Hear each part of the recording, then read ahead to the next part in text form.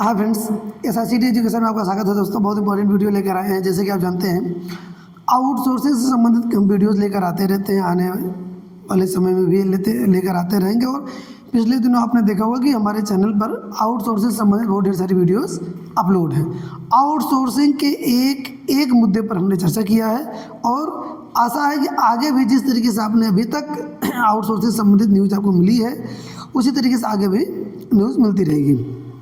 आज जो वीडियो लेकर आए हैं वो बेसिकली जो चर्चा बहुत गर्म है कि एनआरएलएम में, राष्ट्रीय ग्रामीण आजीविका मिशन में क्या कुछ चल रहा है, क्या कुछ सब कुछ सही चल रहा है या कुछ गड़बड़ है। इसी पर आज चर्चा करने के लिए हमें वीडियो लेकर आए हैं। पूरी वीडियो देखिएगा।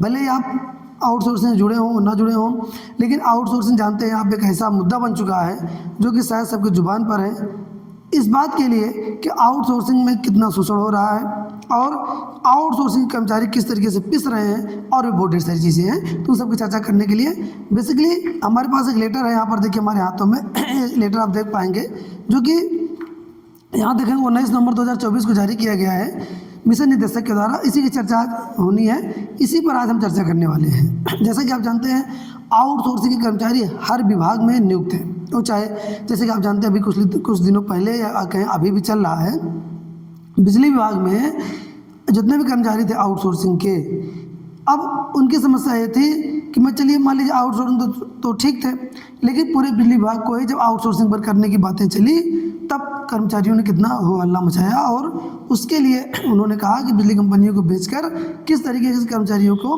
प्राइवेट किया जाना है। जो प्राइवेट कर्मचारी थे वो भी, जो सरकारी कर्मचारी थे वो भी, सब किस तरीके से परेशान हुए इसको आप देख ही सकते हैं। रोडवेज में अभी आपने देखा होगा कि कुछ दिनों पहले ही चर्चाएं जो गर्म थी कि ड्राइवर, कंडक्टर्स किस तरीके से आउटसोर्सिंग के जो भी ड्राइवर्स हैं, कंडक्टर्स हैं, उनकी सैलरी कितनी 10-12 हज़ार ज़्यादा आगे नहीं बढ़ पा रहे हैं। उनका एक कहना होता है कि चूँकि उसमें कटौती भी हो जाती है, बहुत ढेर सारी चीज़ें लगाकर आए दिन बहाने ढूंढे जाते रहते किस तरीके से कटौती की जाए, और कटौती करने के बाद फिर उनकी सैलरी कितनी बचती है अब आप समझ, किलोमीटर के हिसाब से मिलता है उनको, और रिस्क अलग से होता है। कोई भी उनका इस तरह से लाइफ कवर नहीं होता और मेडिकल क्लेम नहीं होता, जिससे वे अपने कुछ भी दुर्घटना की स्थिति में, चूँकि आप जानते हैं बस यानी परिवहन इस तरीके का एक मैटर है जिसमें जो है बहुत जोखिम होता है, रिस्क होता है, तो उसकी भी समस्याएं बनी रहती हैं। लेकिन फिर भी मरता क्या नहीं करता, गरीबी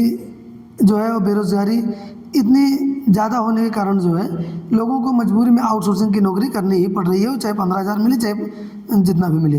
अगर किलोमीटर के हिसाब से देखा जाए उनका, तो बहुत कम ही किलोमीटर बन पाता है। चूँकि उनका ये कहना था, हमने कई कंडक्टर से बात भी की जो है, तो उनका ये कहना था कि चूँकि रोड पर जो है सवारियों को मिलना बहुत मुश्किल हो रहा है, क्योंकि जो प्राइवेट बस वाले हैं, जिसको डग्गा मारी कहते हैं उनकी भाषा में, डग्गा मारी की जो व्यवस्था है वो बंद नहीं हो रही है। डग्गा मारी से जो उनको समस्या ज़्यादा। फिलहाल वीडियो को लंबा नहीं खींचते, आइए हम चर्चा करते हैं इस पत्र पर जो आज हमारे हाथों में है।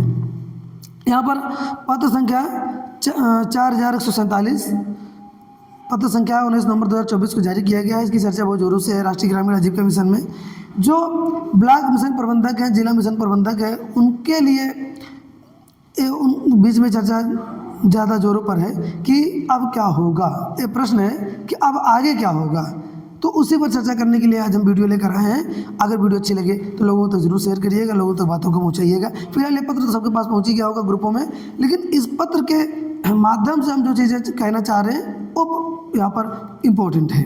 तो आइए मेन चीज़ें पहले इसकी हम देख लेते हैं, उसके बाद फिर आगे चर्चा करते हैं।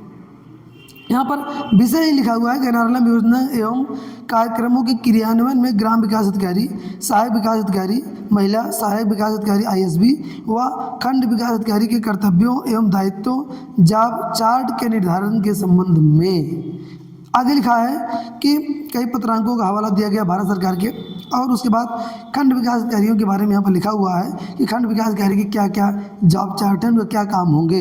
अभी तक क्या था, सब कुछ पूरी तरीके से एनआरएलएम जो था वो राष्ट्रीय ग्रामीण आजीविका मिशन के जो आउटसोर्सिंग कर्मचारी थे उनके माध्यम से चलता था, और ये सभी कर्मचारी इस तरीके से ज्वाइन किए हैं कि इनको लगता था चलो ठीक है अब ज्वाइनिंग मिल गई, कुछ दिनों तक काम चल जाएगा, क्योंकि सैलरी भी ठीक ठाक है, तो इसलिए बहुत ज़्यादा समस्या नहीं थी।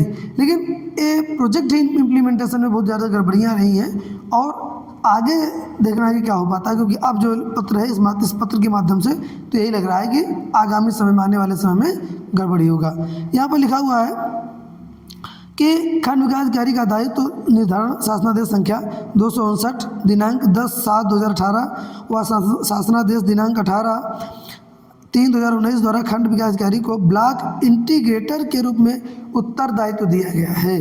यानी कहने का मतलब अभी भी साइन खंड विकास अधिकारी के माध्यम से ही होकर जाती है, ऐसा नहीं है।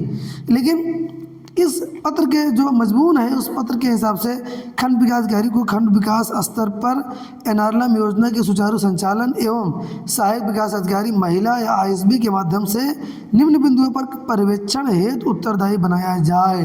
क्या? बीडीओ ब्लॉक इंटीग्रेटर के रूप में एनआरएलएम योजना में सीएलएफ बैठकों में उपस्थित रहकर, नोट करिए इसको कि सीएलएफ की बैठकों में, क्लस्टर लेवल जो फेडरेशन होता है उसमें उसकी बैठक में अब वो जाएँ, जो है सीएलएफ के डिमांड कलेक्शन बैलेंस के अनुसार दिए गए ऋण की वापसी, आजीविका संवर्धन की गतिविधियों, ऑडिट, परिचालन आदि की समीक्षा व अनुसरण का कार्य करेंगे। यानी कहने का मतलब ये हो गया कि वो सीएलएफ, बीओ इत्यादि की जो बैठक होगी उसमें जाएं। अगर ऋण वापसी नहीं हो पा रही है तो उसकी ऋण वापसी भी कराएं, ये इनकी जिम्मेदारी इसमें डिसाइड की गई है। यानी कहने का मतलब हो गया कि बीएमएम तो रहेंगे या नहीं रहेंगे वो अपनी बात है, बीएमएम रहें या ना रहें, लेकिन इसको खंड विकास अधिकारी को करना है।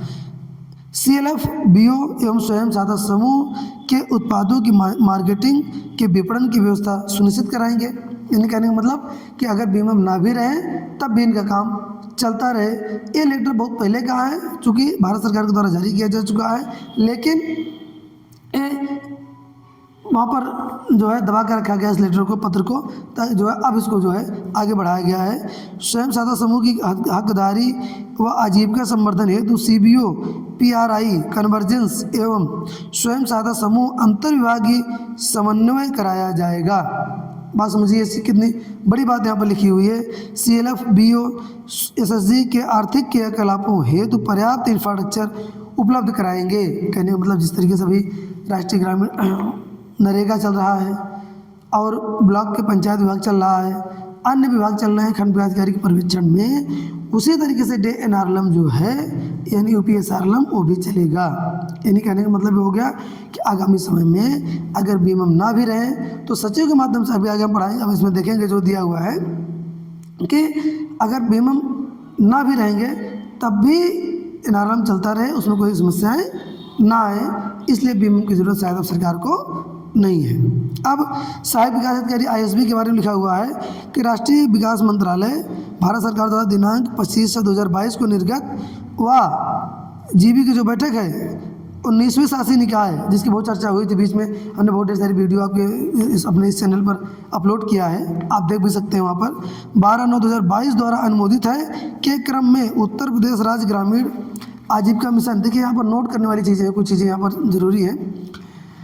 यहाँ पर लिखा हुआ है कि राष्ट्रीय ग्रामीण आजीविका मिशन में विकास खंड स्तर पर सीनियर बीएमएम के, अब बात समझिए पहले, यानी सीनियर बीएमएम के 826 नए पद सृजित किए गए हैं। जैसे कि आप जानते हैं पिछले दिनों हमने एक वीडियो अपलोड किया था, उसमें एक ब्लॉक पर एक सीनियर बीएमएम रखने की बात कही गई थी और जिले पर एक सीनियर डीएमएम रखने की बात कही गई थी, लेकिन वो वैकेंसी आज तक आ नहीं पाई।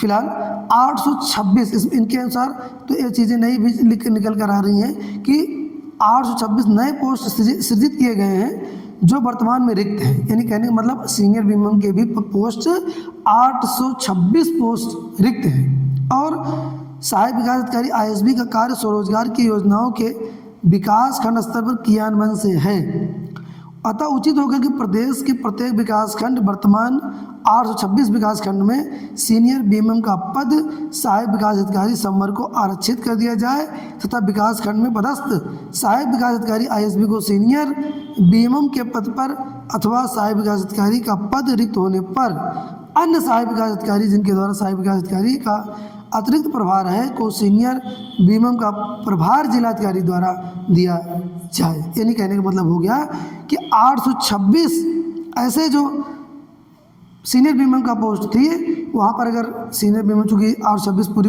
पोस्ट रिक्त है तो वहाँ पर आईएसबी को ये जिम्मेदारी दी जाए कि वे नोडल के रूप में काम करें वहाँ पर। और अब ये पोस्ट भरी जाएगी 826 या नहीं भरी जाएगी ये तो भगवान ही जाने, क्योंकि लेकिन इन्होंने कहा है कि ये 826 पोस्ट सृजित हैं और खाली हैं। इसके बाद सहायक विकास अधिकारी महिला के बारे में भी इन्होंने कहा है कि सहायक विकास अधिकारी महिला की रखने की बात उन्होंने बीच में कही थी, वो भी ये बातें यहाँ पर लिखी हुई हैं। अगली बात यह है कि सचिव ग्राम पंचायत सेक्रेटरी जिसको कहते हैं आप जानते ही होंगे, विकास खंड स्तर पर प्रत्येक विकास खंड में 4 क्लस्टर लेवल फेडरेशन गठित है, यानी 4 CLF होते हैं, एक ब्लॉक में 4 CLF होते हैं, क्लस्टर लेवल फेडरेशन होते हैं। क्लस्टर कोऑर्डिनेटर के 3304 पद रिक्त हैं। अब बात समझिए आप, 3304 पद क्लस्टर कोऑर्डिनेटर के रिक्त हैं। अगर इनकी नियुक्ति हुई होती तो कितना भार कम हुआ होता। और उक्त पद पर ग्रामीण विकास मंत्रालय भारत सरकार द्वारा दिनांक 25/6/2022 को निर्गत मानव संसाधन मैनुअल, जो कि 19वीं शासी निकाय की बैठक में दिनांक 12/9/2022 द्वारा अनुमोदित है, इसका अनुमोदन मिल चुका है। लेकिन जो वर्तमान में बीमा कार्यरत हैं उनके भत्ते, उनकी सैलरी इत्यादि को इसी शासी निकाय में रखने की बातें कही गई, इसी आगे शासी निकाय में रखने की बात कही गई, वो अप्रूव नहीं हो पाया आज तक। बीमम 2018 से आज भी उसी सैलरी पर काम कर रहे हैं।